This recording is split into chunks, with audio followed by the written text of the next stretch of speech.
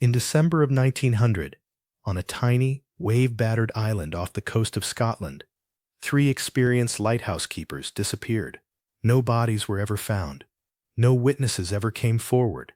And to this day, what happened on that island remains one of the most haunting maritime mysteries in history. This is the story of the Flannan Isles Lighthouse Keepers. Far out in the North Atlantic, about 20 miles west of the Outer Hebrides of Scotland, lies a remote group of rocky islands known as the Flannan Isles.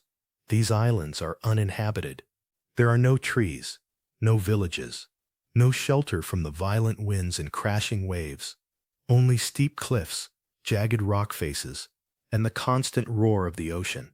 In 1899, a lighthouse was completed on the largest of the islands, Eilean Mòr. Its job was simple but vital: to guide ships safely through one of the most dangerous stretches of water in the North Atlantic. By December of 1900, the lighthouse had been operating for just over a year, and 3 men were assigned to keep it running. The men were James Ducat, the principal keeper, Thomas Marshall, the second assistant, and Donald McArthur, the occasional relief keeper. All 3 were experienced. All 3 were known to be responsible and reliable. This was not a group of reckless young men. They were professionals, trained to survive harsh isolation and brutal weather. Their daily routine was tightly scheduled. Lights had to be maintained. Weather observations had to be recorded. Equipment had to be cleaned and inspected. Most importantly, the light had to be kept burning every single night. Failure could mean disaster for ships at sea. On the night of December 15, 1900, a passing ship sailed near the Flannan Isles. The crew noticed something strange. The lighthouse was dark. This alone was highly unusual, but it wasn't immediately reported. In those days, communication was slow and unreliable, especially in stormy winter weather. The lighthouse was scheduled to receive a routine relief visit on December 20th, so the darkness went unexplained for several days. On December 26, 1900, after severe weather delays, the relief ship finally reached the island. On board was a man named James Mòr, who had been sent to replace one of the keepers. As the ship approached Eilean Mòr, something felt wrong. There was no flag flying at the landing point. No one appeared on the cliffs. No one waved. No signal. James Mòr climbed the steep path up toward the lighthouse alone. The wind howled around him. The building stood silent. He knocked on the door. No answer. He knocked again. Still nothing. So he opened the door. What he found was disturbing. The kitchen was clean. The beds were made. The oilskins, the heavy waterproof coats used for outdoor work, were missing. But everything else looked normal. Too normal. The clocks had stopped. A half-used meal had been cleared away. There were no signs of a struggle. No blood. No damage inside the building. No written message. No explanation. The 3 men were simply gone. As investigators examined the island, they began to notice unsettling clues. On the western side of the island, near a dangerous landing area by the cliffs, massive damage had occurred. A metal handrail was twisted and ripped from its concrete base. A heavy supply box, designed to weigh over a ton, had been smashed and moved. Even rocks weighing hundreds of pounds had been torn from the ground. The power required to cause that kind of destruction would have been immense. The conclusion was obvious. An extremely powerful storm wave had struck the area, but the mystery only deepened, because according to lighthouse rules, one keeper must always remain inside the lighthouse. Yet it appeared that all 3 men had gone outside. Even more chilling were the final logbook entries. In the days before their disappearance, one of the keepers had written about severe storms. That in itself was not unusual, but the tone was. One entry described winds unlike anything they had ever experienced. Another entry stated that one of the men had been crying. Another mentioned that all 3 men had been praying. These were hardened lighthouse keepers, men who lived their lives surrounded by danger. And yet the log suggested fear. Real fear. However, there was a strange contradiction. Meteorological records from the area did not show storms of that extreme intensity at the time those entries were written. Which raises a disturbing question. What exactly were they afraid of? After a formal investigation, the authorities reached a simple conclusion. The men had been swept away by a rogue wave. The most likely scenario was this. One keeper went down to secure equipment during rough seas.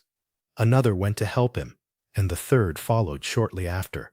Then, a massive wave struck the landing area, and all three were dragged into the ocean, with no safety ropes, no chance of rescue, and no bodies ever recovered. From a practical standpoint, the theory makes sense. The terrain was extremely dangerous. The waves in winter could reach incredible heights, and the physical damage to the rocks and railings supported the idea of a violent impact. But many people were not convinced. The problem is discipline. Lighthouse rules were strict, very strict. At no time were all keepers supposed to leave the tower together. Someone always stayed behind, even in emergencies. So why would all three men be outside at the same time? There was another detail. One of the oilskin coats was still hanging inside the lighthouse, which suggests that one of the men may have rushed out suddenly, without proper protection. As if something unexpected had happened, something urgent, something frightening. Over the years, the mystery has inspired darker explanations. Some claimed the men were driven mad by isolation. Others whispered about ancient curses tied to the islands. The Flannan Isles had long been considered a sacred place in local folklore. Sailors spoke of spirits, of strange presences, of unseen watchers on the cliffs.